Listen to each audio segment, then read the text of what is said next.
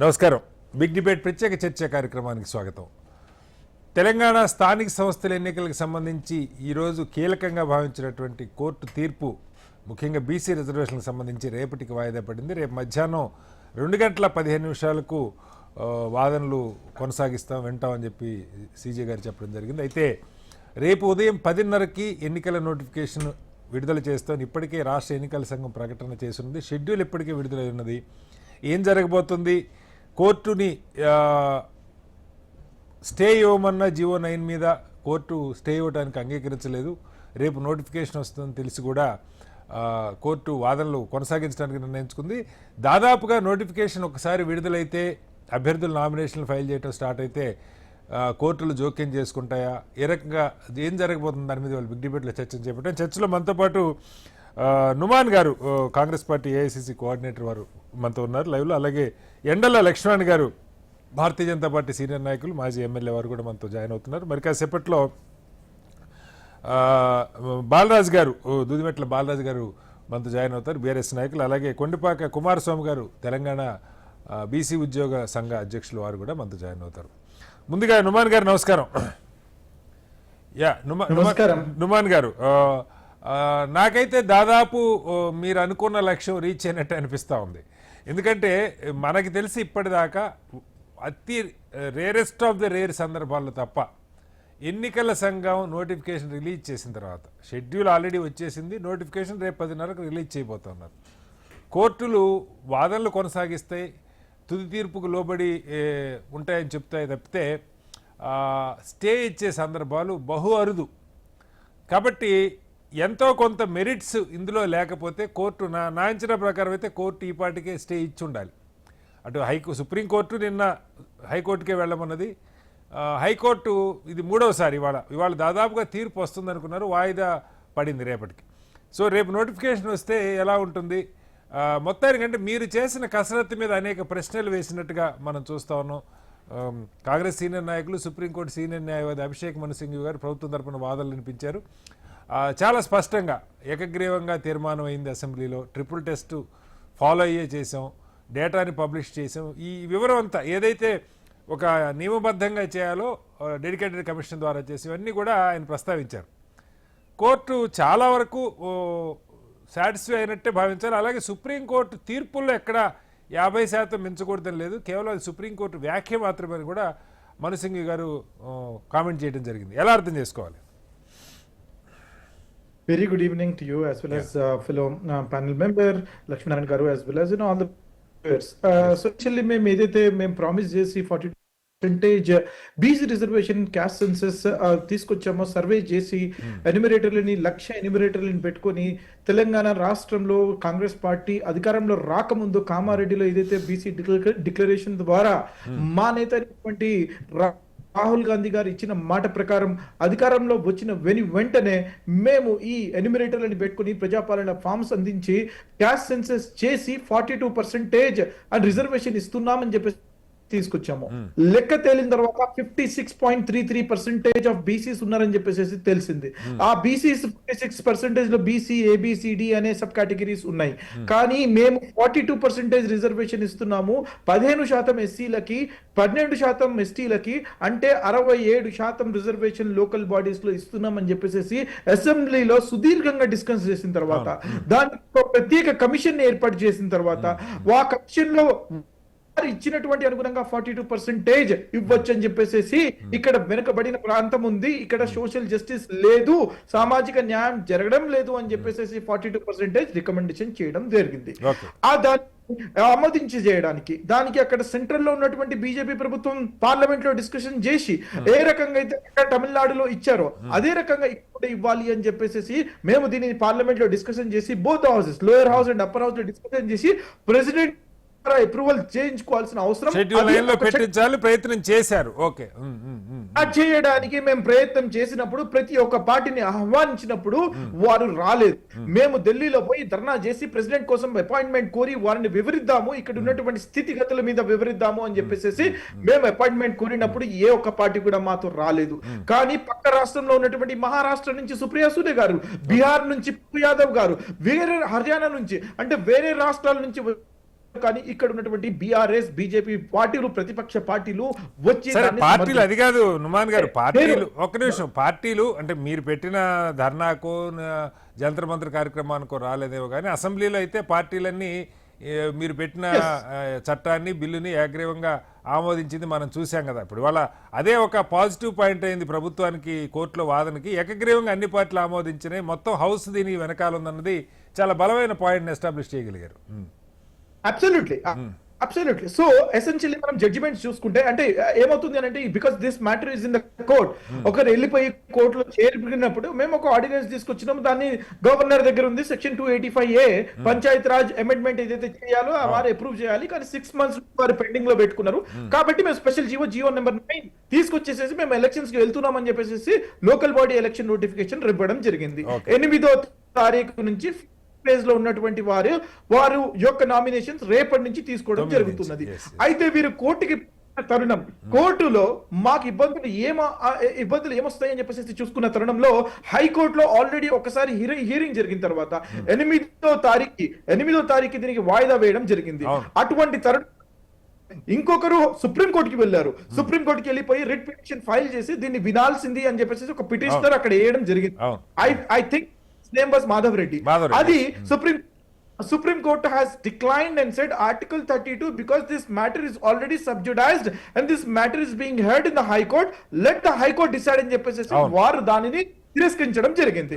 ఈ రోజు హైకోర్టు వాదనలు విని తర్వాత మనకి ఇక్కడ మేము చూసుకోవాల్సిన అంశాలు ప్రధానంగా 2 అంశాలు ఉన్నాయి 2 అంశాల్లో ప్రధాన అంశం ఏమని చెప్తున్నారండి సీలింగ్ ఉంది 50% కంటే ఎక్కువ పెంచకూడదు అనే సీలింగ్ ఉంది ఎస్ ఐ అగ్రీ కానీ ఆనాటి స్థితిగతులను మీరు చూసుకుంటే ఆనాటి ప్రకారం 50% ఎస్ ఉంది కానీ ఈ రోజు ప్రపోర్షనట్ జనాభా ప్రాతిపదికన ప్రపోర్షనట్ ఆఫ్ పాపులేషన్ BCC 56% ఉంది.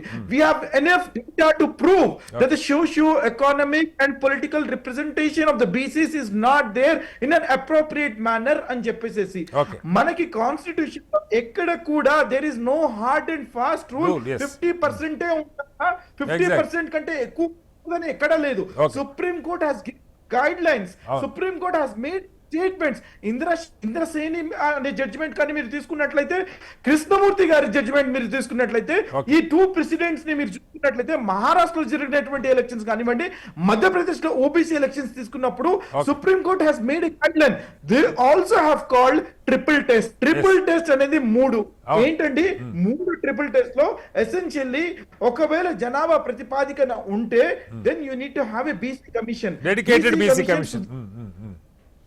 dedicated BC commission undala then you have to collect the data then you have to have a legislative process now tell me is ఈ 3 కూడా ట్రిపుల్ టెస్ట్ కాంగ్రెస్ పార్టీ చాలా క్లియర్ గా కేటగారికల్ గా pass చేయడం జరిగింది we have followed all 3 guidelines that have been listed so maaku ikkada etuvanti ibbandulu levu now let us go back to the constitution what does constitution say article 36 nunchi article 51 these are nothing but the directive principles of the state policy directive principles of state policy are nothing but those are not enforceable kani those are the guidelines what do we have in the constitution I'm talking about article 38 article 39 let us see it talks about article 38 it talks about promotion of the social justice A promotion చేస్తాము రాహుల్ గాంధీ గారి statement తీసుకున్నారు जिसकी जितनी हिस्सेदारी उसकी जिसकी जितनी आबादी उतना हक है जितना आबादी उतना हक है निनादం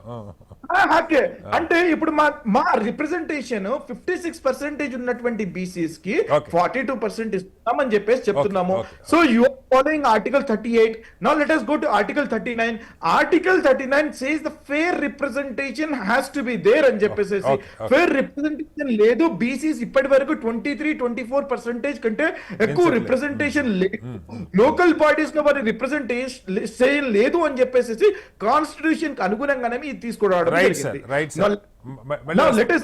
ఎక్కడ కూడా మేము ఏ ఒక్క వయలేషన్ చేయకుండా చాలా పకడ్బందీగా చాలా సహేతుకంగా చాలా కమిట్మెంట్ తో మేము చెయ్యాలి అని చెప్పేసి బీసీ న్యాయం చేయాలి అని చెప్పేసి చాలా సీనియర్ కౌన్సిల్స్ ని తీసుకొని దీనిని న్యాయబద్ధంగా రైట్ నుమాన్ గారు మళ్ళీ వస్తాను. చాలా విషయాలు చెప్పారు.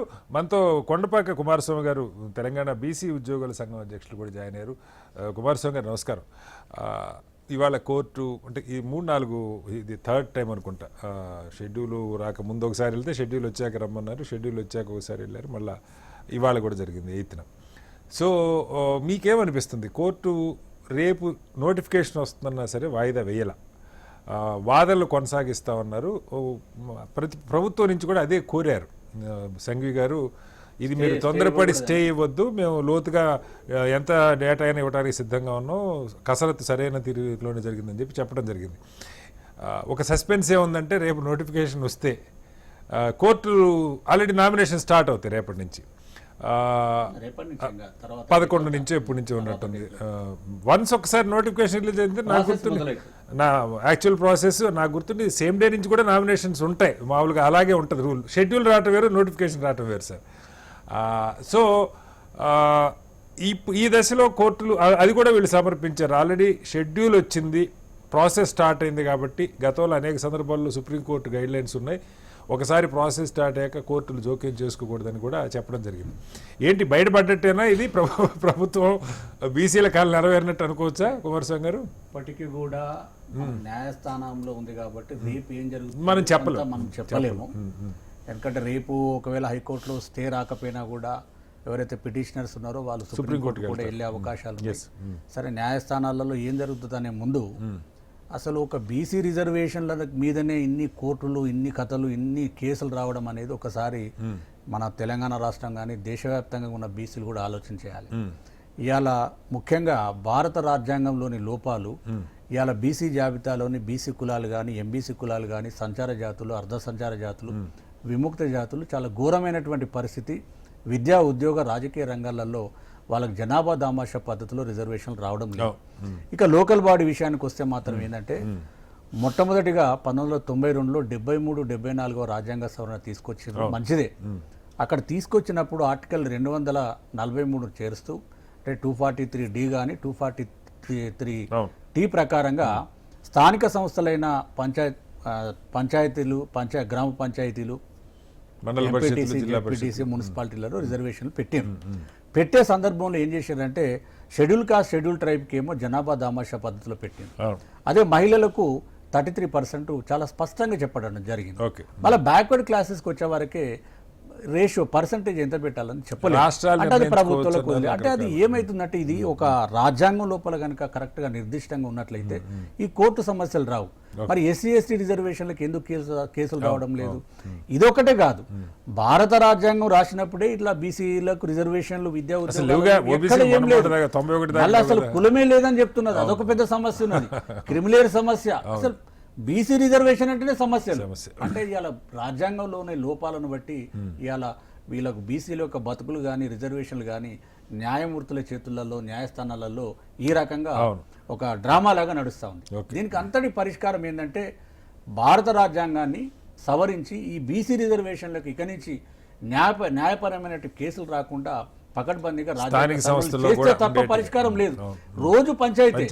ఎందుకంటే ఇలా స్థానిక సంస్థలకు సంబంధించినటువంటి మనం ఆలోచించినట్లయితే మొట్టమొదటిగా ఈ 2010లో సుప్రీంకోర్టు రాజ్యాంగ ధర్మాసనము K Krishnamurthy versus union of India, ఈ కర్ణాటక లోకల్ బాడీ ఎలక్షన్లలో 50% కోటా దాటింది. అంటే బీసీ రిజర్వేషన్ యాడ్ చేయడం వల్ల అప్పుడు చాలా పెద్ద ఎత్తున సుప్రీంకోర్టులో వాదనలు జరిగి ఈ స్థానిక సంస్థలు అంటే విద్యా ఉద్యోగాలనేమో మండల్ కమిషన్ తీర్పు, అంటే బీసీ రిజర్వేషన్ 1993 దాకా దిక్కుమొక్కు లేదు, కేంద్ర ప్రభుత్వంలో కోటా లేదు. మండల్ కమిషన్ తీర్పు వచ్చిన తర్వాత మొత్తానికి క్రిమిలేర్ ని ఇంట్రడ్యూస్ చేస్తూ 33% కేంద్రంలో ఓబీసీ రిజర్వేషన్లు అంటే వర్గీకరణ లేకుండా అమలు చేయడం జరుగుతా ఉంది. ఇక స్థానిక సంస్థలకు వచ్చినటువంటి ఒక యార్డిస్టిక్ జడ్జిమెంట్ ఏంటంటే K Krishnamurthy versus union of India. దీంట్లో చెప్పిన అంశాలు ఏంటంటే ఈ బీసీ రిజర్వేషన్లు స్థానిక సంస్థలలో పెట్టాలంటే ట్రిపుల్ టెస్ట్ ద్వారా పెట్టమన్నాడు. అవును. ట్రిపుల్ టెస్ట్ అంటే ఒకటి డెడికేటెడ్ బీసీ కమిషన్ వేయాలి, అసలు బీసీలు ఎవరు గుర్తించాలి, తర్వాత కోట 50% దాటొద్దని చెప్పడం జరిగింది. కానీ ఆ 2010లో జడ్జిమెంట్ వాళ్ళు తీసుకున్నటువంటి రెఫరెన్స్ ఏంటంటే మండల్ కమిషన్ రెఫరెన్స్ తీసుకున్నారు. అంటే 50% సీలింగ్ అనేది ఎక్కడ విద్యా ఉద్యోగాలలో, రాజకీయంలో పెట్టమని సుప్రీంకోర్టు కూడా చెప్పలేదు, రాజ్యాంగంలో కూడా ఎక్కడ 50% పెట్టాలని లేదు, అయినా కూడా విద్యా ఉద్యోగాలలో ఇచ్చిన తీర్పును రెఫరెన్స్ గా చెప్తూ ఇక్కడ మళ్ళీ అది చెక్ పెట్టడం జరిగింది. అది ఇవాళ పెద్ద ఎత్తున అడ్డంకిగా మారిపోయింది. తర్వాత మళ్ళీ ఒకటి 2021లో Vikas Kishan Rao Gawali versus state of Maharashtra. ఇప్పటికి 2021 నుంచి మహారాష్ట్రలో స్థానిక సంస్థలు ఇంకా కాలేదు. ఈ మధ్య కాలంలో సుప్రీంకోర్టు ఈ 5 నెలల్లో ఇమీడియట్ గా పెట్టాలని చెప్పేసి తీర్పు ఇవ్వడం జరిగింది. అయితే ఈ 2022లో Suresh Mahajan versus state of Madhya Pradesh లో ఒక తీర్పు వచ్చింది. ఆ తీర్పులో ఏం చెప్పిందంటే మీరు అసెంబ్లీ పార్లమెంటుకు ఏ విధంగానైతే 5 సంవత్సరాలకు ఒకసారి ఖచ్చితంగా ఎన్నికలు పెడతా ఉన్నారో ఈ స్థానిక సంస్థలలో కూడా డిలే కాకుండా అంటే ట్రిపుల్ టెస్ట్ ద్వారా ఎస్సీ ఎస్టీ రిజర్వేషన్లతో పాటుగా కలిపితే అంటే బీసీ రిజర్వేషన్ కలిపితే 50% సీలింగ్ దాటకుండా పెట్టాలని చెప్పి చాలా క్లియర్గా ఎస్టాబ్లిష్డ్ లా అది. 50% సీలింగ్ అనేది ఒక గుడిబండలాగా మారిపోయింది. కానీ ఇచ్చిన తీర్పులు ఏంది మండల్ కమిషన్ రెఫరెన్స్ గా చేసి ఇస్తా ఉన్నారు. మండల్ కమిషన్ కూడా ఏంది విద్యా ఉద్యోగాలలో ఇచ్చింది. మరి ఇవాళ మనకు తెలంగాణ ఇప్పుడు మన కాంగ్రెస్ పార్టీ అధికారంలోకి వచ్చిన తర్వాత మనకు ఉమ్మడి రాష్ట్రంలో ఇదే కాంగ్రెస్ పార్టీ 2013లో సుప్రీంకోర్టులో అంటే ఆ రోజు Nimmaka Jayaraj versus state of Andhra Pradesh తీర్పుని ఛాలెంజ్ చేస్తూ ఆ రోజు ఇదే పరిస్థితి 2012లో ఈ హైకోర్టు ఈ 50% సీలింగ్ దాటుతుందని స్టే అది పెట్టడం జరిగింది. 50% దాటొద్దని ఆర్డర్ ఇవ్వడం జరిగింది. కానీ ఆ రోజు కాంగ్రెస్ పార్టీ ఏం చేసిందంటే సుప్రీంకోర్టులో ఒక ఎస్ఎల్పి వేసుకొని అప్పటికి ఆ ఎలక్షన్ వరకు బయటపడ్డారు.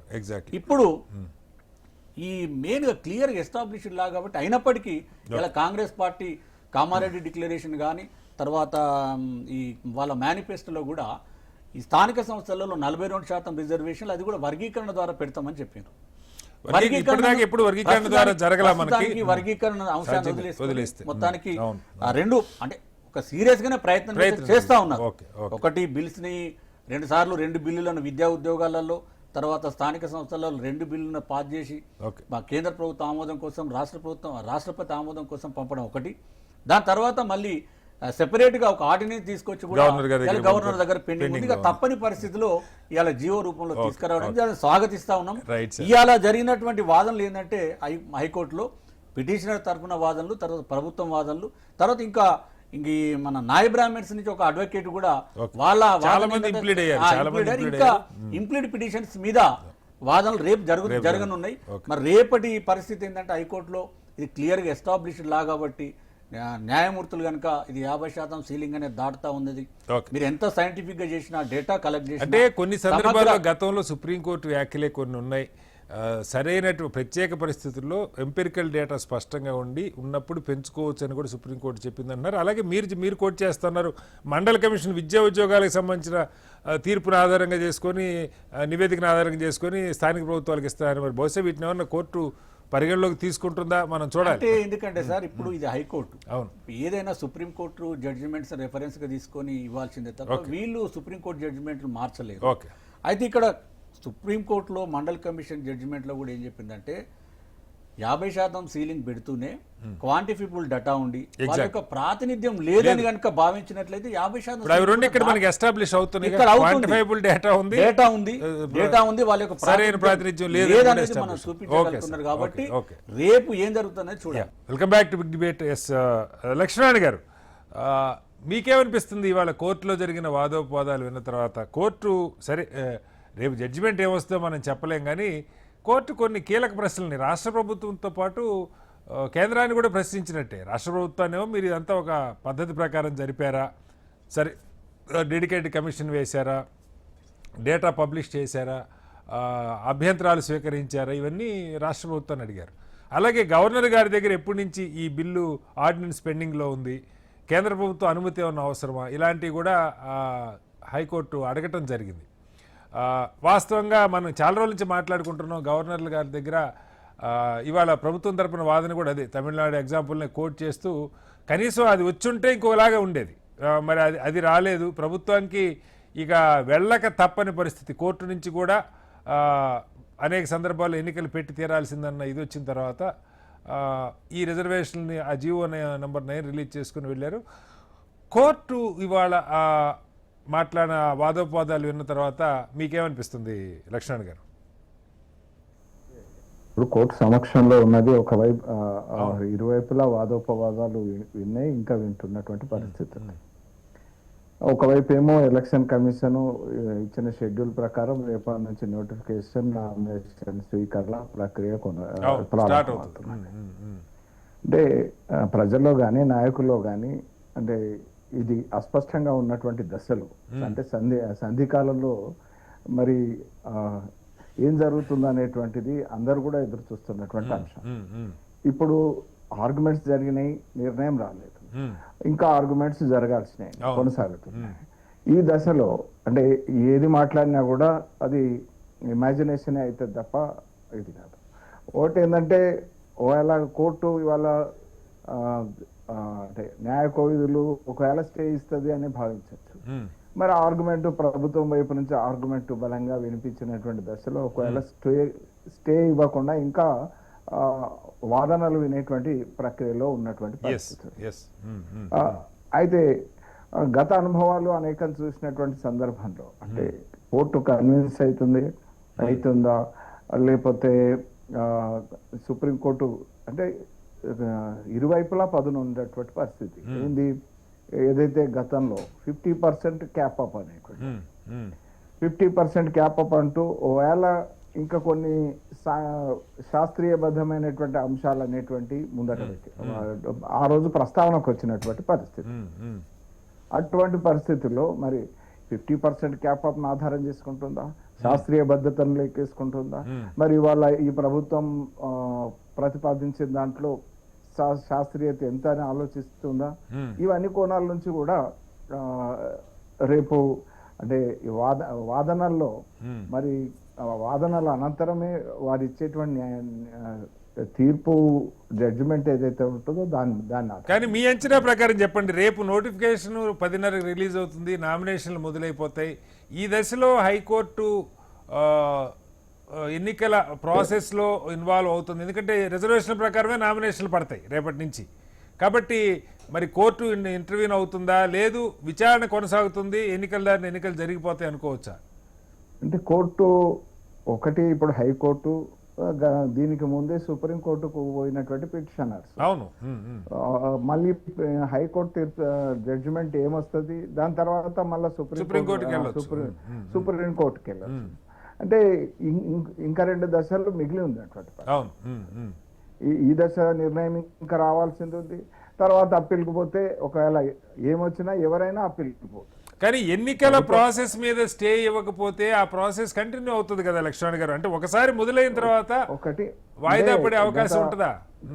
గత అంటే మహారాష్ట్ర ఎన్నికలు, మహారాష్ట్ర లోకల్ బాడీ ఎన్నికల్లో ఏదైతే సుప్రీంకోర్టు ఇంటర్వ్యూన్ అయ్యి అంటే అన్ని దశల్లో కూడా ఏ దశలో అయినా ఇంటర్వ్యూన్ అయ్యి ఆపేటువంటి అవకాశం ఉంటుంది. అంటే అక్కడ డెడికేటెడ్ కమిషన్ ద్వారా జరిగిందో లేదో నాకు అవగాహన లేదు. అక్కడ ఇచ్చినటువంటి వస్తున్నాను నుమాన్ గారు, 1 సెకండ్ నుమాన్ గారు, ఐ విల్ కమ్ బ్యాక్. నిర్ణయం ఏదైతే ఉందో బంటియా కమిషన్ ఏదైతే గతంలో ఇచ్చినటువంటి నివేదిక ఆధారంగా అప్పటి రిజర్వేషన్లకు సంబంధించి ఇచ్చినటువంటి నివేదిక ఆధారంగానే ఎన్నికలు ఎగ్జిస్టింగ్ రిజర్వేషన్ తోనే పోవాలని. ఓకే. సో ఇప్పుడు సుప్రీంకోర్టు ఏదైతే దానివల్ల డిలే అవుతున్నటువంటి దాని మీద వచ్చినటువంటి పిటిషన్ల ఆధారంగా ఈ జనవరి 26 వరకు, జనవరి మంత్ ఎండింగ్ వరకు ఎన్నికలు నిర్వహించాలని మహారాష్ట్ర ప్రభుత్వాన్ని ఒత్తిడి చేస్తున్నటువంటి అంటే డైరెక్ట్ చేసినటువంటి పరిస్థితి. ఓకే ఓకే రైట్ సార్, మళ్ళీ వస్తాను మీ దగ్గరికి. ఎస్ నుమాన్ గారు, మీరు ఏదో పాయింట్ చెప్పబోతున్నారు, క్విక్ గా చెప్పండి. నేను BRS with all due respect to Lakshminarayana గారు ఏదైతే చెప్తున్నారో, సుప్రీం కోర్ట్ ఇన్వాల్వ్ అయింది మహారాష్ట్రలో, ఎలక్షన్స్ ఎట్ ఎనీ ఫేస్ జరగచ్చు అని చెప్పేసి I beg to differ on that. Supreme Court kani judiciary is only one organ of the government. Judiciary can only involve as long as notification has not been come up. Notification jarugutunna taranamlo they have limitations. They cannot intervene. They cannot unless the rationale behind this, The rationale behind is none of the state governments in entire India చారిత్రాత్మకంగా ఎవరు కూడా empirical data ఈ రకంగా collect చేయలేదు. Right Nuwan గారు we welcome your this thing. మళ్ళీ వస్తాను మీ దగ్గరికి. బాలరాజు గారు, చాలా ప్రయత్నం జరిగింది కోర్టులో, రకరకాల అప్లికేషన్స్, అసలు 50% క్యాప్ అని, బీసీ వర్గీకరణ ఇందులో జరగలేదని, అలాగే ఎస్సీ ఎస్టీలది 2011 సెన్సస్ తీసుకుని ఇది కొత్త డేటా ఎట్లా తీసుకుని రకరకాల పద్ధతుల్లో వాయిదా వేయడానికి ప్రయత్నాలు అయితే జరిగినాయి. ఎవరు చేశారు ఏంటి అది చర్చలోకి నేను పోను కానీ, బట్ ప్రభుత్వం చేసిన కసరత్తు ఏ మేరకు అంటే మీకు అనిపిస్తున్నది అల్టిమేట్గా తీర్పు కోర్టు నుంచే రావాలి, ఎప్పుడు వస్తుంది ఏం వస్తుంది మనకు తెలియదు కానీ ఇవాటికైతే రేపు నోటిఫికేషన్ అయితే ఓపెన్ అయిపోతూ ఉంది అంతవరకు. ఎందుకంటే ఆర్గ్యుమెంట్ రేపు మధ్యాహ్నం 2:15కి 10:30కి నోటిఫికేషన్ వస్తుంది. సో ఏం జరగవచ్చు అని మీరు అనుకుంటా ఉన్నారు? ముందుగా కటారి గారు మీకు అదేవిధంగా హెచ్ఎంటీవీ ప్రేక్షకులకి యాజమాన్యానికి, ప్యానల్లో పెద్దలు కాంగ్రెస్ పార్టీ ప్రతినిధి నుమాన్ గారికి, భారతీయ జనతా పార్టీ ప్రతినిధి ఎండ లక్ష్మీనారాయణ గారికి, అదేవిధంగా బలైన వర్గాల గొంతుకగా అనేక సంవత్సరాలు పనిచేసినటువంటి మా కుమారస్వామి గారికి నమస్కారం.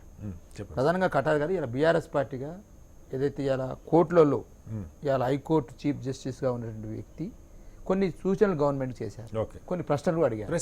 ఆ ప్రశ్నలు ఏంటి అంటే ప్రధానంగా మేము బీఆర్ఎస్ పార్టీగా మొదటి నుంచి మేము చెప్తా ఉన్నాం, మీరు ఎంపరికల్ శాస్త్రీయమైనటువంటి ఏదైతే డాటా సేకరించినట్టుందో ఆ డాటా సేకరణలో కొంత లోపాలు ఉన్నాయని మొదటి నుంచి చెప్తా ఉన్నాం. మేము చెప్పడమే కాదు, మీ పార్టీలో ఉన్నటువంటి ఎమ్మెల్సీగా పనిచేసిన వ్యక్తి కూడా సందర్భాన్ని గుర్తు చేస్తా ఉన్నాం. ఇది కోర్టు అడిగింది కదా సార్, నేను అంటున్నాను దీన్ని చేయాల్సింది 3% ఇంకా పాల్గొనలేదు. ఇంకో అంశం కూడా చెప్తా ఉన్నాను. ప్లస్ వాళ్ళ నుంచి ఎవరైతే మళ్ళీ మీరు డాటా తీసుకున్నారు వాళ్ళ నుంచి మరి ఏమైనా భిన్నాభిప్రాయాలు ఉన్నాయని సేకరించని కూడా అడిగింది. రెండో అంశం ఇంకోటి కూడా ఏమనంటే, ఇప్పుడు ఆల్రెడీ మీరు షెడ్యూల్ విడుదల చేసినారు, 8వ తారీఖు రోజు నోటిఫికేషన్, 9వ తారీఖు నోటిఫికేషన్ అని చెప్పేసి మాట్లాడుతూ ఉన్నారు. మరి ఇవన్నీ వాదనలు కాకముందు ఎందుకు ఈ తతంగా అంతా పూర్తి చేస్తా ఉన్నారు అన్న క్వశ్చన్ కూడా ఇంకోటి క్వశ్చన్ కూడా వేసింది. ఆ క్రమంలోనే ఇంకో సంతోషం చేయాలి కాంగ్రెస్ పార్టీగా, అంటే ప్రభుత్వం తప్పటి ప్రభుత్వం అట్లాగే సార్, ప్రభుత్వం ఒక డెడికేటెడ్ కమిషన్ ద్వారా కసరత్తు చేసింది. ఏకసభ్య డెడికేటెడ్ కమిషనే కావాలి, అది ఏకసభ్య త్రిసభ్య అని ఎక్కడా లేదు. డెడికేటెడ్ కమిషన్ అది కుమారస్వామి గారు కావాలంటే అడగండి, ఇద్దరు ఉండాలి ముగ్గురు ఉండాలి లేదు, ఏకసభ్య డెడికేటెడ్ కమిషనే. అయితే రిపోర్ట్ వచ్చిన తర్వాత ప్రభుత్వం అసెంబ్లీలో పెట్టింది, మీరందరూ ఏకగ్రీవంగా ఆమోదించారు, దాని మీద సవరణ చేశారు. గత పంచాయతీరాజ్ యాక్ట్ దీనికి గవర్నర్ గారి దగ్గర ఆర్డినెన్స్ పెండింగ్లో ఉంది. ప్రభుత్వం చేయగలిగింది ఇంతకంటే ఏమీ లేదు. అంటే ఒక కసరత్తు సిస్టమేటిక్గా ఆ సర్వే మీద ఏమైనా క్వశ్చన్స్ వస్తే మనం అడుగుదాం రేపు పొద్దున, మీరు ప్రజల నుంచి అభ్యంతరాలు స్వీకరించారా, లేకపోతే ఎందుకు ఇంకా ఆ ప్రొసీజర్లో ఉన్న ల్యాప్సెస్ ఉంటే మనం క్వశ్చన్ చేయొచ్చు, కోర్టు ఏమైనా కామెంట్ చేస్తే. అప్పటిదాకా మనం కామెంట్ చేయడానికి లేదు సార్. ఇప్పుడు ఓకే, మాకేమనిపిస్తుంది అంటే కోర్టు సంబంధించిన క్వశ్చన్స్ చేసే విధానం కావచ్చు, గవర్నమెంట్ ఈ దుందుడుకు స్వభావం కావచ్చు, చూస్తే 3 అడుగులు ముందుకు పోతుంది, 7 అడుగులు వెనక పడుతున్నట్టు కనపడుతుంది మాకు. మీకు అలాగే కనపడుతుంది, మాకు కనపడుతుంది. ఇంకా బీఆర్ఎస్ పార్టీ మేమనుకుంటున్నాం సార్, నేనేమంటే బీఆర్ఎస్ పార్టీగా మా స్టాండ్ ఏంటంటే కాంగ్రెస్ పార్టీ ఇలా అఖిల పక్షాన్ని తీసుకువెళ్ళనుండే. ప్లస్ ఇంకో క్వశ్చన్ కూడా చేసింది సార్, మీరు దీనికి గమనించాలి కదా, ఏది గవర్నర్ దగ్గర ఆర్డినెన్స్ ఉండగా ఆర్డినెన్స్ పెండింగ్ లో ఉండగా మీరు ఎందుకు మళ్ళీ జియో పేరుతోటి పోతా ఉన్నారు, అది కూడా అడిగింది. ఎప్పటి నుంచి పెండింగ్ లో ఉందని కూడా అడిగింది. ఇదే అన్ని పార్టీలు మద్దతు ఇచ్చని చెప్పి సింగి గారు చెప్పినారు. సార్ ఇవాళ బీఆర్ఎస్ పార్టీ కావచ్చు, మిగతా ప్రతిపక్ష పార్టీలు కావచ్చు, బీసీలకు మీరైతే 40% రిజర్వేషన్ ఇస్తున్నారో దాని మీద ఎటువంటి శశభిష లేవు అని మొదటి పాయింట్ చెప్తా ఉన్నాను. ఇవాళ ఈ పల్లకిలో ఊరేగింపులు చేసింది ఎవరు సార్? బీసీలను ఆశల పల్లకిలో ఊరేగింపు చేసింది కాంగ్రెస్ పార్టీ. ఆ ఊరేగింపు మీద ఊరేగింపు చేయాల్సింది, దీన్ని ఎండ్ చేయాల్సింది కూడా కాంగ్రెస్ పార్టీ. బీఆర్ఎస్ పార్టీగా మీరు ఇస్తున్నట్టు హామీ మేము చెప్పింది కాదు, అది కాంగ్రెస్ పార్టీగా తన సొంతగా మీరు రేపు అధికారంలోకి వచ్చినట్టయితే కామారెడ్డి డిక్లరేషన్ పేరుతోటి బీసీలకు చట్టబద్ధమైన రిజర్వేషన్ ఇస్తామని చెప్పినారు సార్. చట్టబద్ధ అంటే ఏం సార్ నేను అంటున్నాను, తమిళనాడు తరాలను కూడా పెద్ద చెప్పినారు. అవసరం మోడీ మెడల్ వస్తామని కూడా చెప్పినారు. నేను కాదంటే ఇలా మోడీ మెడల్ ఉంచుతారా ఎవరు వస్తారు అనరా లేరా సార్? సార్ నేను అంటారు సార్, జంతర్ మంతర్ దగ్గర ధర్నా చేశారు అనరా అనలేరా సార్? రాజకీయంగా అనలేదని అంటలేదు సార్. ఇప్పుడు ఆ తలుపు డోర్ దాకా వచ్చిందా లేదా విషయం అనేది మనం రేపు కోర్టు చెప్పేదాన్ని బట్టి నిర్ణయం అవుతుంది. కానీ ఇప్పుడు మీ డోర్ అని మీరు అంటున్నారు, ఎంతమంది 5,400 79 మంది ఎంపీటీసీలు రేపు 3 పార్టీల నుంచి చేసినా కూడా అదొక 15,000 మంది అవుతారు. వార్డు నెంబరు 1,12,000 మంది, వాళ్ళొక ముగ్గురు వేసినా 3,00,000 మంది అవుతారు. సర్పంచులు సుమారు 12,000 మంది ఉన్నారు, వాళ్ళొక 30,000-40,000 మంది అవుతారు. వీళ్ళందరూ వేసిన తర్వాతకి మరి మహారాష్ట్ర ఈ సందర్భాలు కూడా మనం అపశకనాలు ఎంచుకున్నట్లే. నేను మన అపశకనం బీఆర్ఎస్ పార్టీ ఎంచుకుంటాం. ఎలక్షన్ జరగాలి, నా బాధని చెప్పాలి కదా సార్. ఇప్పుడు మీరు ఊకనే ఎలక్షన్స్ పెట్టేసి ఈ అందరి 3-4 లక్షల మంది ఇన్వాల్వ్ చేసి మహారాష్ట్ర కొట్టుపోయిందా లేదా? మీరంతా అసెంబ్లీలో ఏకగ్రీవంగా దీనికి మద్దతు పలికారు. నేననేది ఎన్నిక జరగాలని కోరుకుందాం. జరిగితే ఎలాగో పార్టీలు ఇప్పుడు బీఆర్ఎస్ అభిమాని బీఆర్ఎస్కి ఓటేస్తాడు, కాంగ్రెస్ అభిమాని కాంగ్రెస్కి ఓటేస్తాడు. ఇందులో దీన్ని ఇదేదో అంటే పార్టీ పరంగా రిజర్వేషన్ ఇచ్చినా సార్, మనం బాలాజీ గారు మనకు తెలియదు కాదు, మీరు బీసీకి ఇచ్చిన దగ్గర ఇంకో పార్టీ ఓసీకి ఇస్తుంది, అల్టిమేట్ గా బీసీ ఓడిపోతున్నారు. జరిగింది అదే కదా, చరిత్ర అంతా అదే కదా. కాబట్టి రాజకీయం అంటే కులం డబ్బు అంతే కదా, ఓడిపోతారు కదా. సార్ ఇప్పుడు ఇవాళ మీరు ఆల్రెడీ ఒక దశ దాటిందని మీరు కనపడుతుంది, కాంగ్రెస్ పార్టీగా సంబరపడుతుంది. రేపు రెండో దశ ఉంది. రెండో దశ తర్వాత ఆల్రెడీ ఇదే గోపాల్ రెడ్డి గారు ఆల్రెడీ కేవైట్ చెప్పేసి ఆల్రెడీ సుప్రీంకోర్టులో పిటిషన్ ఉన్నది ఆల్రెడీ. రేపు వీళ్ళు మీరు ఏమన్నా హైకోర్టు సుప్రీంకోర్టు ఏం చెప్పింది, హైకోర్టులో వాదనలు ఇంకా ముగిసలేదు, హైకోర్టు ఏ చెప్పమో ఎందుకు సుప్రీం కోర్టు వచ్చిందని చెప్పేసి అన్నది. కాబట్టి ఎప్పుడైనా సార్ లోయర్ కోర్టు, నేను అడ్వకేట్స్ ప్రకారం సలహాలు తీసుకుంటే లీగల్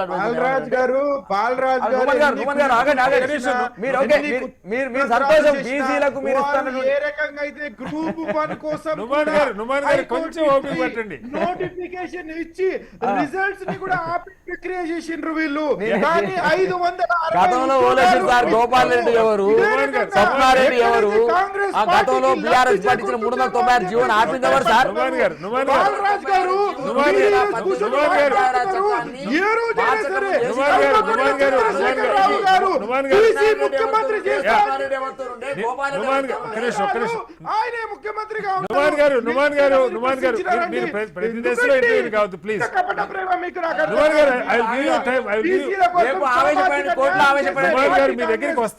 మీ దగ్గరికి వస్తాను, దయచేసి మీరు మాట్లాడడం మానేయండి, మాతో పాటు కథం తొక్కండి, మాతో పాటు గలం విప్పండి. మీతో పాటుగా గలం విప్పాం కాబట్టి, మీరు పెట్టిన బిల్లుకు మేము మద్దతు ఇచ్చాం కాబట్టి ఇవాళ అభిషేక్ మన్ సింఘ్వి మీ అడ్వకేట్ అడగండి. ఇవాళ మేము అసెంబ్లీలో బీఆర్ఎస్ పార్టీగా ప్రతిపక్ష పార్టీగా బీసీలకు అందరూ మద్దతు ఇవ్వబట్టి అదొక మంచి పాజిటివ్ పాయింట్. చట్టసభలో 3 పార్టీలు మధ్య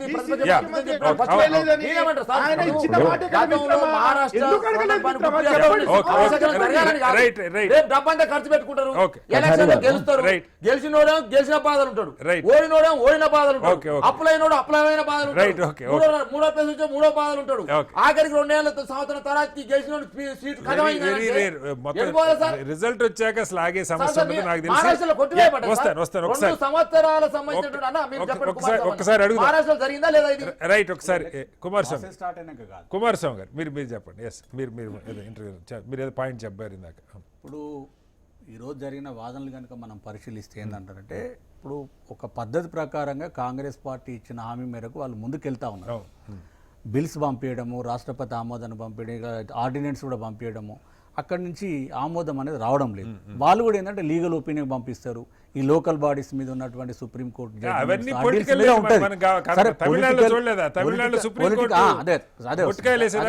అయితే ఇప్పుడు ఏమైందంటే గవర్నర్ వ్యవస్థ కూడా రాజకీయంగా మారిపోయింది. అది ఓపెన్ సీక్రెట్. ఇవాళ తమిళనాడులో ఏం చెప్పింది ఆ రోజు బెంచ్, సుప్రీంకోర్టు బెంచ్, అసలు 3 నెలల తర్వాత డీమ్డ్ టు బి యాక్సెప్టెడ్ అని చెప్పింది కదా, అసెంట్ అన్నట్టు అని చెప్పేసింది. తమిళ అసలు హిస్టారికల్ జడ్జిమెంట్. దాని తర్వాత ఇప్పుడు లేటెస్ట్గా ఈ మధ్య కాలంలో 5 జడ్జిల రాజ్యాంగ ధర్మాసనం అసలు గవర్నర్లు బిల్లులు ఎంతకాలంలో ఆమోదించాలో అసలు పరిస్థితి ఏంది, రాష్ట్రపతి కూడా ఇయర్స్ టుగెదర్ బిల్స్ పెండింగ్ పెట్టుకోవడం వల్ల ఈ కాన్స్టిట్యూషనల్ బాడీస్ ఇవన్నీ ఒక ఆర్గాన్ పనిచేయకపోతే ఇంకొక ఆర్గాన్ కూడా పనిచేయాలి. సుప్రీంకోర్టు ఇది ఒక constitutional organ, one of the organ. ఈ ఆర్గాన్ ఒకరు పనిచేయకపోతే మేము ఖాళీగా ఉండలేమని కూడా కామెంట్స్ మనం మీడియాలో చూసాం. ఈ జడ్జిమెంట్ రిజర్వ్ అయి ఉన్నది, రేపో మాపో జడ్జిమెంట్ కూడా వస్తుంది. అంటే ఆ పరిస్థితికి మనం వచ్చేసినాం. అంటే ఇవాళ అసెంబ్లీ, పార్లమెంటు, ఈవెన్ కాన్స్టిట్యూషనల్ బాడీలైన గవర్నర్ వ్యవస్థ, రాష్ట్రపతి వ్యవస్థ కూడా రాజకీయంగా మునిగిపోయింది. అది చాలా ప్రమాదకరం. ఈ పరిస్థితులలో ఇప్పుడు ఉన్నటువంటి అంటే మన అంచనా ప్రకారం ఏంటంటే రేపు ఎలక్షన్ నోటిఫికేషన్ రిలీజ్ అయిన తర్వాత Okay. అంటే ప్రాసెస్ ఆల్రెడీ షెడ్యూల్ రిలీజ్ చేసిండ్రు. ఈ పరిస్థితులలో రేపు మరి హైకోర్టు ఇంకా జోక్యం చేసుకొని ఆపే పరిస్థితి ఉంటుందా లేదని ఒక డౌట్ మాత్రం ఉన్నది. ఆపకపోవచ్చు అనేది ఎక్కువ మన ఆలోచన. తర్వాత సుప్రీంకోర్టు కూడా అంటే ఈ ఎలక్షన్ వరకు వదిలేసే అవకాశాలు కూడా మనకు ఉన్నాయి, లేదా ఇంటర్వ్యూ కూడా కావచ్చు. న్యాయ వ్యవస్థలో చేతిలో ఉంది. ఎందుకంటే నేను 2023లో మీకు ఒక ఎగ్జాంపుల్ చెప్తా. 2023లో ఇదే ఉత్తరప్రదేశ్ లోపల లోకల్ బాడీస్కి ఓబీసీ కోటా 27% రిలీజ్ చేశారు. ఓకే. నోటిఫికేషన్ రిలీజ్ కాగానే అక్కడ హైకోర్టులో ఛాలెంజ్ చేసిండ్రు 50% క్యాప్ దాటిపోతుంది. ఓకే. ఇమీడియట్గా అక్కడ ఆ నోటిఫికేషన్ మీద స్టే ఇవ్వడం జరిగింది హైకోర్టు. ఓకే. వెంటనే సుప్రీంకోర్టుకి వెళ్ళారు. ఓకే. సుప్రీంకోర్టులో ఒక రిలీఫ్ తెచ్చుకున్నారు. రిలీఫ్ అంటే ఈ ఒక్కసారి కన్నా ఈ ఒకసారి అంటే ఇప్పట్లో 2023లో యూపీలో ఎలక్షన్స్ అయిపోయినాయి. మరి ఇదే మహారాష్ట్ర చెప్పారు మనకు కూడా 2013 ఉన్నప్పుడు కూడా 2013లో కూడా అదే జరిగింది. జరిగింది ఎస్ఎల్పి ద్వారా. ఇప్పటికీ మహారాష్ట్రలో మాత్రం జరగలేదు. మళ్ళీ మహారాష్ట్రలో ఏమైంది 2021 నుంచి ఇంకా పెండింగ్ ఉంది. ఓకే. ఓకే. ఈ మధ్య ఇమీడియట్ గా 5 నెలల్లో ఇమీడియట్ గా ఎలక్షన్ పెట్టాలని చెప్పింది. కానీ ఇప్పుడు ఏమైతుందంటే సార్, కాన్స్టిట్యూషన్ లో ఉన్న లోపాలు ఇలా బీసీ రిజర్వేషన్ల పాలిటే శాపంగా మారింది. ఎందుకంటే రాజ్యాంగంలో ఈ ఆర్టికల్ 243 పెట్టినప్పుడు ఎస్సీఎస్లకు జనాభా దామాష పద్ధతిలో మహిళలకు 33%, మరి బీసీలకు వచ్చేవరకే రేషియో అసలు చెప్తారు. చట్టసభలో ఎంత ఘోరమైన విషయం. బీసీలకు ఇప్పటిదాకా కూడా ఎంత లేదు. ఘోరమైన హామీ విషయం. ఇచ్చారు కానీ చట్టసభలు ఈ రోజు విద్యా ఉద్యోగాలలో కూడా ఇదే పరిస్థితి. ఉద్యోగాలు మాట దాకా విరాట్ 93 దాకా లేదు. 93 దాకా కేంద్ర ప్రభుత్వం లేదు. ఈ రాష్ట్ర ప్రభుత్వాలకు ఏదో ఆ మొదటి రాజ్యాంగ సవరణ 1951లో వచ్చింది కాబట్టి ఆర్టికల్ 15(4) చేర్చడం. ఓకే. ఈ రాష్ట్ర ప్రభుత్వాలు కొన్ని తమిళనాడు కానీ ఆంధ్రప్రదేశ్ కానీ అటు బీహార్ కానీ కొన్ని రాష్ట్రాలు అమలు చేసుకుంటున్నాయి. కొన్ని ఉత్తరాది రాష్ట్రాలలో 94 దాకా కూడా బీసీ కోటా లేదు రాష్ట్రంలో. అంత ఘోరమైన పరిస్థితి. అంటే రాజ్యాంగాన్ని ఖచ్చితంగా సవరించాలి. ఈ బీసీలు ఎన్నడూ మేల్కొంటారో తెలియని పరిస్థితుల్లో. లక్ష్మణ్ గారు కొన్నాడు, వారిని కూడా అడుగుతాం. Welcome back to big debate. ఒకసారి లక్ష్మణ్ గారు, ఇక్కడ ఇందాక నుంచి మొదటి నుంచి కుమారస్వామి గారు ఒక అంశం చెప్తున్నారు. రాజ్యాంగంలోనే ఈ ప్రతిబంధకాలు ఉన్నాయి. ప్రతిసారి కోర్టుల దయాదాక్షిణ్యాల మీద అప్పటికప్పుడు ఏదో ప్రభుత్వాలు రాష్ట్ర ప్రభుత్వాలు బయటపడటమే కానీ స్థానిక సంస్థల్లో కానీ లేకపోతే విద్యా ఉద్యోగాల్లో కానీ వీటికి సంబంధించి చాలా ఇబ్బందులు ఎదుర్కొన్నా సరే చట్టసభలు ఎలాగూ ఇప్పటిదాకా అసలు ఊసేయలేదు. అటు అసెంబ్లీలు పార్లమెంటుకి కానీ లేకపోతే మహిళలకు కానీ హామీలే వస్తున్నాయి. అది ఎప్పుడు అమలు అవుతుందో మనం చూడాలి.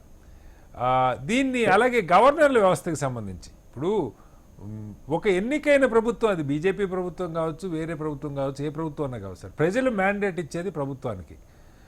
గవర్నర్ల వ్యవస్థ కేవలం ఒక రాజ్యాంగ పరిరక్షకులుగా ఉంటమే కానీ రాజ్యాంగానికి తూట్లు పడవటం కాదని చాలా సందర్భాల్లో మనం చూసుకున్నాం. ఇవాళ కూడా చర్చ వచ్చింది. ఆర్టికల్ 200ని దుర్వినియోగం చేస్తున్నారు గవర్నర్లు, బిల్లుల్ని తొక్కి పెడతా ఉన్నారు, ఎన్నికైన ప్రభుత్వాన్ని పనిచేయనివ్వట్లేదన్న వాదన వచ్చింది. ఎందుకు ఈ చెడ్డ పేరు అంటే ఏదన్నా రాజ్యాంగ విరుద్ధంగా ఉంటే కోర్టులు చూసుకుంటాయి. సో హైకోర్టులు ఉన్నాయి, సుప్రీంకోర్టులు ఉన్నాయి. గవర్నర్ ద్వారా వీటిని ఆపటం ఇది ఒక పెద్ద రాజకీయ అంశం కావటం ఒకటైతే, వారు చెప్పినట్టు స్థానిక ఇప్పుడు మీరు జాతీయ స్థాయిలో ఈడబ్ల్యూఎస్ అది కూడా వచ్చింది వాళ్ళ చర్చకి. ఈడబ్ల్యూఎస్తో ఎప్పుడో 50% దాటిపోయింది, 60%కి వెళ్ళిపోయింది రిజర్వేషన్లు. మరి ఉద్యోగాల్లో ఇస్తున్నప్పుడు ఎన్నికల్లో విద్యా ఉద్యోగాలు కొంతమేరకు ప్రాథమిక హక్కులు అనుకోవచ్చు మనం. కనీసం స్థానిక ప్రభుత్వాలు ఎన్నికలకి దీన్ని ఎందుకు పరిగణలోకి తీసుకోకూడదని కూడా వాదన జరిగింది. మరి ఎప్పుడు వీటిని మీరు పరిష్కరిస్తారు? లక్ష్మణ్ గారు. శ్రీనివాస్ గారు చెప్పండి. ఒకటి ఈడబ్ల్యూఎస్ అనేటువంటిది ఎకనామికల్లీ వీకర్ సెక్షన్కి ఏదైతే రిజర్వేషన్ ఉన్నదో ఆ రిజర్వేషన్ ఎక్సెస్ 10% క్రియేట్ చేసి ఆ రిజర్వేషన్ ఇస్తారు కాబట్టి దీనికి అప్లై కాదు. ఒకటి ఎందుకంటే 100 ఉద్యోగాలు ఉన్నాయనుకోండి, 110 ఉద్యోగాలు క్రియేట్ చేయి, 10 ఉద్యోగాలు అదనంగా క్రియేట్ చేసి ఆ 10 ఉద్యోగాలు ఇచ్చారు. ఓకే, కోర్టులు అంగీకరించింది. అది రైట్ రంగ పక్క పెడితే కోర్టులు వ్యవస్థీకృతంగా ఉన్నదానికి అదనంగా ఇవ్వడం అనేటువంటి క్లాస్ తోనే అది దీనికి అప్లై కాదనేటువంటి చెప్పడం జరుగుతుంది. దాంట్లో ఆ చట్టం చేసినప్పుడు కూడా స్పష్టంగా ఉన్నది. ఇక రెండో విషయానికి ఏదైతే గవర్నర్లకు సంబంధించినటువంటి వ్యవస్థ, ఇక్కడ గవర్నర్ల వ్యవస్థను కాంగ్రెస్ ప్రభుత్వం ఏ రకంగా దుర్వినియోగం చేసిందో మనం ఇక్కడ తెలుగుదేశం పార్టీని నిలువనాజించినప్పుడు మనం చూసినాం. రామ్లాల్ మీద ప్రజలంతా ఉవ్వెత్తున, గవర్నర్ రామ్లాల్ మీద ఉవ్వెత్తున ఇదైనటువంటిది. అప్పుడు కనీసం గవర్నర్లు రాజ్భవన్ కి పరిమితం అయ్యేవాళ్ళు సార్. ఇప్పుడు ఏకంగా రోడ్ల మీదకి వచ్చి గవర్నర్లు ప్రతిరోజు రాజకీయాలు మాట్లాడుతున్నారు. కఠారిగా ఇప్పుడు ఏదైతే రాష్ట్రపతి ఎమర్జెన్సీ ఒక వ్యక్తి ఎన్నికల్లో ఎన్నికల్లో మాల్ ప్రాక్టీస్ కు పాల్పడ్డ కారణంగా కోర్టు ఇచ్చినటువంటి తీర్పు వల్ల ఈ దేశానికి ఎమర్జెన్సీ రుద్దబడింది. దానికి ఒక రాష్ట్రపతి ఆమోద ముద్ర వేసాడు. ఓకే. ఇవాళ ప్రజాస్వామ్యం పరిఢవిల్లుతున్నది. ఇవాళ ఏ రకమైన ఇవాళ రాష్ట్ర గవర్నర్ గారు అడ్వకేట్ జనరల్ ను దీని మీద లీగల్ ఒపీనియన్ అడిగారు. అక్కడ క్లారిటీ రాలేదు కాబట్టి రాష్ట్రపతి దగ్గరికి పంపారు. నేను అంటున్నా అదే సార్, తమిళనాడుది మీరు చూశారు, సుప్రీంకోర్టు 90 రోజుల్లో గనక అది బిల్లు పాస్ కాకపోతే డీమ్ టు బి పాస్డ్ అని చెప్పి తీసుకోమని చెప్పింది. ఇప్పుడు మరొకటి ఏంటంటే ఈ రకమైన సరే ఇప్పుడు ఆ వ్యవస్థల గురించి మనం ఏంటంటే ఈ దేశంలో సమాంతర వ్యవస్థలు ఉన్నాయి. ఒకటి న్యాయ వ్యవస్థ, 2 చట్టసభలు, 3 రాజ్యాంగ వ్యవస్థ. ఇప్పుడు రాష్ట్రపతి కార్యాలయం నుంచి కూడా ఒక అభిప్రాయం వెలువడ్డది. ఏంది, సుప్రీంకోర్టు మమ్మల్ని రాష్ట్రపతిని ఆదేశించేటువంటి పరిస్థితి ఉందా? ఇది న్యాయపరమైనటువంటి చట్టపరమైనటువంటి అంశాలు. ఇటు విషయంలో స్పష్టత రావాల్సినటువంటి అది పక్క పెడదాం. ఇప్పుడు మీ అంచనా దీని విషయంలో ఏం జరగవచ్చు సార్? అంటే ఇప్పుడు ఎలాగూ హైకోర్టు అయిపోతే సుప్రీంకోర్టుకి వెళ్తారు. మరొక విషయం అండి, ఇప్పుడు నోమాన్ గారు కాంగ్రెస్ ఏదో బీసీలకు ఇది చేస్తున్నట్టు, మిగతా వాళ్ళు ఏదో దానికి ఇది పడుతున్నట్టు. అసలు కాంగ్రెస్ వాళ్ళనే మీరు నెహ్రూ గారు ఇప్పుడు మీరు అన్నారు ఇందాక చట్టసభల రాజ్యాంగంలో ఇది. నెహ్రూ గారు సెంట్రల్ గవర్నమెంట్ లో ఉన్నటువంటి పోస్టుల విషయంలో కానీ, సర్వీసుల విషయంలో కానీ, విద్యా సంస్థల విషయంలో కానీ రిజర్వేషన్లకు వ్యతిరేకంగా ఉండే. కలేకర్ కమిషన్ రికమెండేషన్స్ తుంగలో దొక్కిండు. ఆ తర్వాత ఉన్నటువంటి కాంగ్రెస్ ప్రభుత్వం మండల కమిషన్ తుంగలో దొక్కితే విపి సింగ్ ఎవరైతే బీజేపీ సపోర్ట్ చేసినటువంటి విపి సింగ్ గవర్నమెంట్ దీన్ని ఎగ్జిక్యూట్ చేసింది. సార్ ఇప్పుడు మీరు వచ్చి 11 ఏళ్ళు కాదు, మీరు వచ్చి 11 ఏళ్ళు అయింది.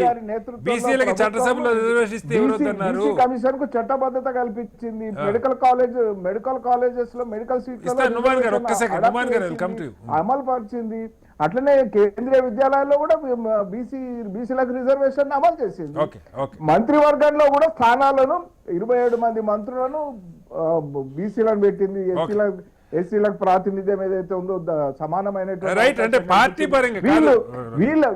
వీళ్ళ పార్టీ కాంగ్రెస్ పార్టీ ఎక్కడంటే మంత్రివర్గంలో బీసీలను సంవత్సరాల పరిపాలనా కాలం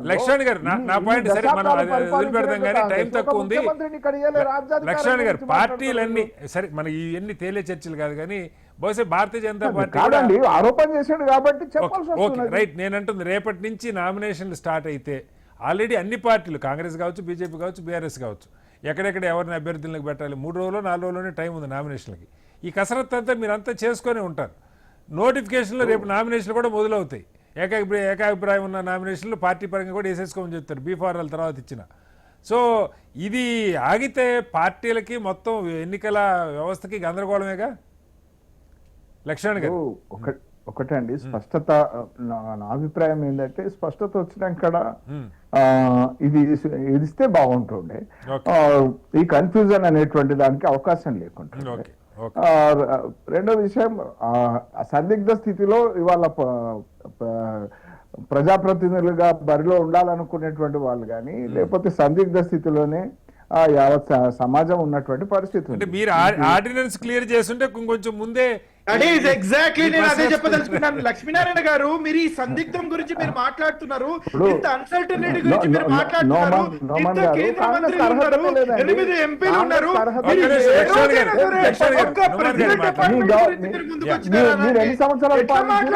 చెప్పండి నాకు. ఎక్కడ మీరు బీజేపీ నేషనల్ పార్టీ ఏ రోజైనా లీడర్లు ముఖ్యమంత్రిగా చేయడానికి బీసీలకు సమర్థత లేదు అని చెప్పిందండి.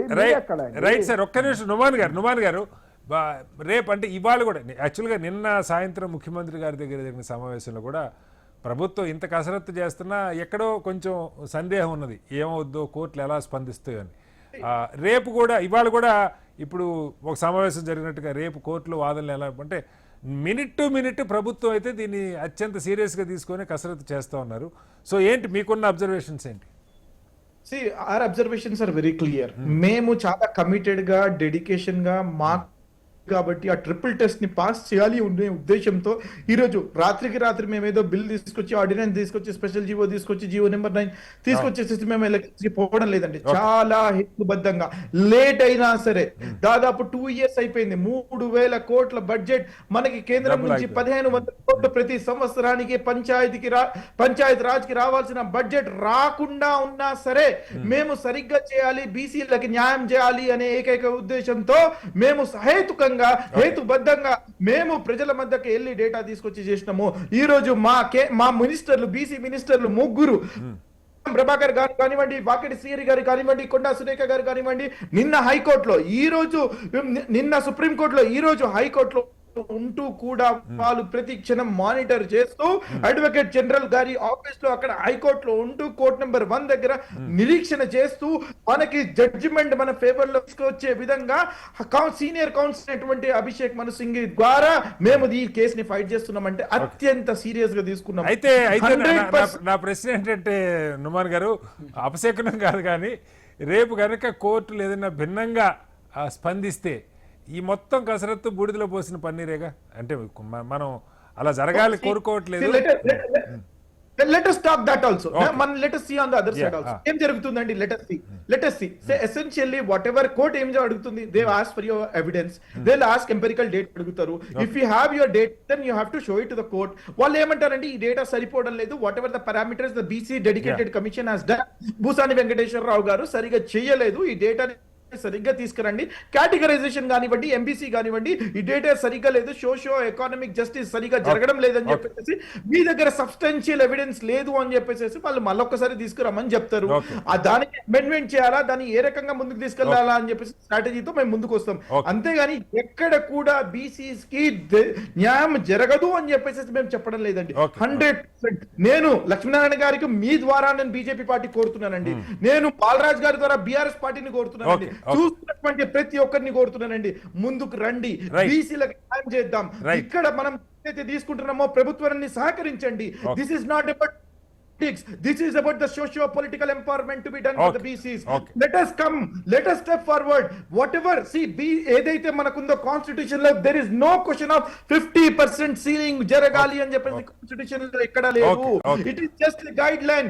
Let us step up. This has to be మార్గదర్శకంగా నిలబడాలి తెలంగాణ రాష్ట్రం. ప్రతి ఒక్క రాష్ట్రంలో, రాజస్థాన్, యూపీ, మధ్యప్రదేశ్, ఉత్తరప్రదేశ్, ప్రతి ఒక్క రాష్ట్రంలో కూడా ఇది జరగాల్సి. ఒకవేళ కాదు నుమాన్ గారు, ఇన్ కేసు ఒకవేళ వర్స్ట్ కేసులో కోర్టు గనక ఎన్నికల షెడ్యూల్ విడుదలైన ఎన్నికల ప్రాసెస్ మీద స్టే విధించే అవకాశం ఉందా?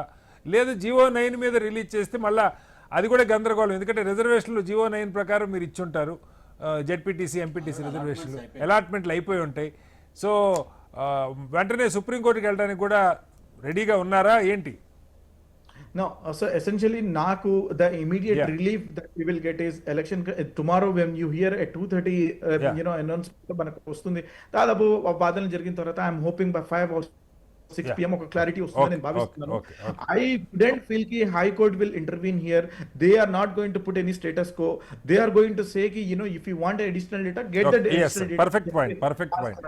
Yeah, బాలరాజ్ గారు, నుమాన్ గారు చెప్తుంది ఏంటంటే ఈ ప్రాసెస్, ఆ డేటాని ఇంకా వెరిఫై చేసుకోవటం, లేకపోతే ఇంకా దానిలో ఇంకా ఏమైనా ప్రొసీజర్ ల్యాప్సెస్ ఉన్నాయా, దీన్ని ఒకవేళ హైకోర్టు కొంత చెప్పొచ్చు, లేదంటే దాని మీద తర్వాత సుప్రీంకోర్టుకి వెళ్ళొచ్చు. మొత్తంగా ఈ బీసీ సెన్సస్ జరిగిన ఆ రిపోర్ట్ మీద దాన్ని సోషియో ఎకనామిక్ జస్టిస్కి ఏం చేస్తారు, ఈ వీటి మీద ఒకవేళ ముందుకెళ్తే వెళ్తుండొచ్చు. కానీ ఎన్నికల ప్రాసెస్ స్టార్ట్ అయిన తర్వాత నోటిఫికేషన్ విడుదల చేసి నామినేషన్ ఇదైతే ఆగే అవకాశం లేదన్నది బ్రాడ్గా మనకు అర్థమవుతున్న పరిస్థితి. ఏం చెప్తారు? ఓకే సార్, ఇప్పుడు భారత రాష్ట్ర సమితిగా మేము కూడా కోరుకునేది అదే, ఎటువంటి అపశకనాలు లేకుండా మేము భారత రాష్ట్ర సమితిగా శాసనసభలో మేము ఈ బిల్లుకు ఆమోదం చెందాము కాబట్టి, మద్దతు ఇచ్చినాం కాబట్టి, కాంగ్రెస్ పార్టీ ఇచ్చిన హామీ 42% రిజర్వేషన్ చిత్తశుద్ధితో అమలు చేయాలని కోరుకుంటున్నాం. రెండో పాయింట్, అదే క్రమంలో కోర్టు ఇవాళ చేసినటువంటి కొన్ని అభిప్రాయాలు ఏవైతున్నాయి అవి కూడా మేము కొన్ని కాంగ్రెస్ పార్టీ పరిగణలో తీసుకోవాలని చెప్తా ఉన్నాం.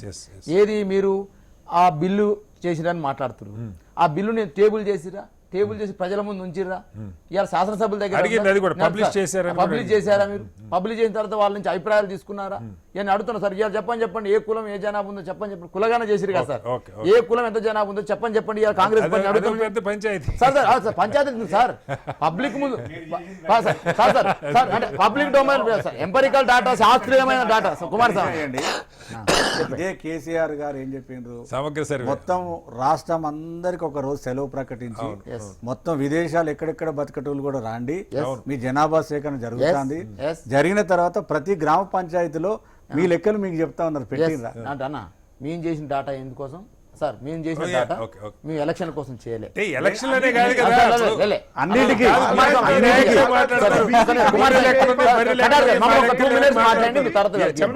కటార్ గారు ఇవాళ ఎట్లుందంటే మీ ప్రయత్నం ఠాగూర్ సినిమాల కనుక ఆపరేషన్ చేస్తూ చూసిన పేషెంట్ అట్లుంది మీ పరిస్థితి అలా 3 అడుగుల ముందుకు వెనక్కి ఠాగూర్ సినిమాలో ఆపరేషన్ చేస్తారు కదా సార్ ఏ చచ్చిపోయిన ఆల్రెడీ పేషెంట్ రావని తెలుసు కానీ వస్తున్నాం పోతున్నాం బయటకు వస్తున్నారు పైసలు కరండి కట్టండి నీ ఠాగూర్ సినిమా లెక్క చేస్తున్నారు మీరు. నేనేమంటే సార్ ఇలా కాంగ్రెస్ పార్టీ ఇచ్చింది మీరు, అమలు చేయాల్సింది మీరు, దాని పట్ల చిత్తశుద్ధి ఉండాల్సింది మీరు. చిత్తశుద్ధిని మీకు కొన్ని సందర్భాల్లో మా చిత్తశుద్ధి అంటారు కదా, మేము ఇలా శాసనసభలో బిల్లు పెడితే 2018లో మీరు ఇలాంటి డెడికేటెడ్ కమిషన్ లేక కోర్టుకి వెళ్తే 34% కూడా దిక్కు లేకుండా 34% రాలేదు సార్. 396 జీవో తీసుకొచ్చిన ఆ రోజు 96 జీవో తీసుకొచ్చి హైకోర్టులో కొట్టివేయబడ్డది. హైకోర్టు పోతే సుప్రీం కోర్టుకు పోయినాం. అలాగే హైకోర్టు తప్పట్టింది అన్న 396 2018 చెప్పండి 2018లో ఇదే 2013లో కాంగ్రెస్ పార్టీ ఎస్ఎల్పి పెండింగ్ ఉన్న సుప్రీం కోర్టు మీకే మీరు వెళ్ళి ఆడ విత్డ్రా చేసుకుని వచ్చింది. ఎక్కడ చేసినాం? సుప్రీం కోర్టులో. సుప్రీం కోర్టు తప్పట్టింది కదా, దాని మీద ఆర్గ్యుమెంట్ జరగలేదు. మీ ప్రకారం ఎస్ఎల్పి డిస్పోజ్ కాకుండానే మీరు విత్డ్రా చేసుకున్నారు.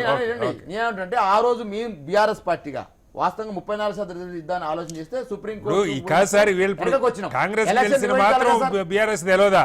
ఒక ఈ రిజర్వేషన్ కావాలంటే దేశంలో ఎక్కడెక్కడ ఒక డెడికేటెడ్ కమిషన్ కావాలి, ఈ పద్ధతిలో జరగాలని తెలియదా? అది జరగలేదు కదా. ఏమంటే సార్ ఇవాళ డెడికేషన్ కమిషన్ మీరు వేసినారు, లెక్కలు తీసినారని మాట్లాడే సందర్భంలో ఇలా కోర్టుకు మిమ్మల్ని వేసిన క్వశ్చన్స్ కూడా కొన్నిసారి పరిగణ తీసుకోవాలని మొదటి పాయింట్ చెప్తాను. ఇవాళ కాంగ్రెస్ పార్టీ ఏదైతే ఉందో ఓకే మీరు ఈ చిత్తశుద్ధి చూపుతున్నారు కదా, ఓకే 42% అంటున్నారు కదా, మరి విద్యా ఉద్యోగ రంగాల్లో రైట్ ఇలా ఒకదాంతో వదిలేస్తారా మీరు? మీరు ఇలా బిల్లులు 2 పెట్టిరు అగట్టగా సార్ దీన్ని అడగదా బీఆర్ఎస్ మీరు స్థానిక సంస్థల్ని వదిలేసి మిగతా రంగాల్ని మొత్తం తప్పించుకుంటే కుదరదు కదా. ఇవాళ విద్యా రంగంలో ఉద్యోగ రంగంలో మీరు పెట్టిన బిల్లు పట్ల ఏంది చర్చ? దానే చర్చ స్థానిక సంస్థ ఎలక్షన్ల గురించి వదిలిపెట్టారు. ఈ 2 కథ ఏంది మరి? ఉద్యోగాలు ఉపాధి రంగాలు విద్యా రంగాలు ఏంది పరిస్థితి? మరి అదెంత ఇస్తారు? అది కూడా 42 ఇస్తారా ఎవరా? అది కూడా డిమాండ్ చేస్తాను. దాని పట్ల కూడా మీరు చెప్పాలి నుమాన్ గారు, సింఘవి గారు దాని మీద వాదించాలి. దేశం నేను ఇంకోటి అడుగుతున్నారు సార్, ఇవాళ తెలంగాణకి ఆపోద్దు మీరు, దేశంలో బీహార్ అడుగుతుంది, కర్ణాటక అడుగుతుంది, మా ఓబీసీలు దేశవ్యాప్తంగా ఓబీసీలు అడుగుతుంది, మా ఓబీసీలు చట్టసభల్లో వారు అడిగారు మీరెందుకు డెడికేటెడ్ కమిషన్ వేయలేదు, లేదా మీరెందుకు ఎస్ఎల్పి విత్డ్రా చేసుకున్నారని అడుగుతున్నారు. దానికి సమాధానం లేదు. ఏమంటారు సార్, మేము ఇవాళ మా పార్టీ పుట్టింది 2001 వీళ్ళు పుట్టి 120 సంవత్సరాల చరిత్ర వీళ్ళు సార్. వీళ్ళు సినిమా డైలాగులు చెప్పారు, ఎప్పుడు వచ్చేవారు కాదు కదా. బుల్లెట్ నేనేమంటే ఇవాళ దేశవ్యాప్తంగా ఉన్న ఓబీసీల సమస్యకు పరిష్కారం కావాలంటే పార్లమెంట్లలో అమెండ్మెంట్ జరగాల్సిన మార్చాల్సిన అవసరం ఉంది.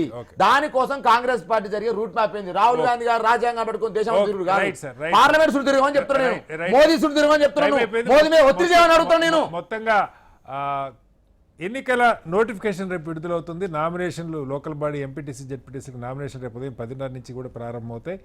అయితే కోర్టులు ఈ దశలో ఈ ఎంపిరికల్ డేటా డెడికేటెడ్ కమిషన్ డేటాని చూసి సంతృప్తి పడుతుందా, దాని మీద వాదోపవాదాలు కంటిన్యూ అయ్యే అవకాశం ఉందా, లేదంటే కోర్టు స్టే ఇస్తుందా జీవో మీద, ఎన్నికల ప్రాసెస్ మీద స్టే ఇస్తుంది అన్నది $1 మిలియన్ క్వశ్చన్గా ఉంది.